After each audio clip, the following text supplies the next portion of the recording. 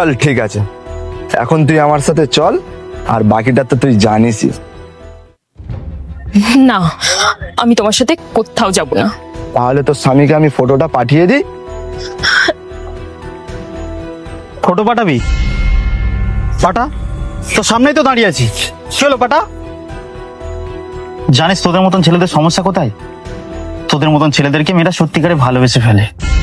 তোরা তো তাদেরকে বিয়ে করিস না, আর সেই মেয়েটা যদি অন্য কারোর বিয়ে করে ভালোভাবে সুন্দরভাবে সংসার করে না, সেটাও তোদের সহ্য হয় না।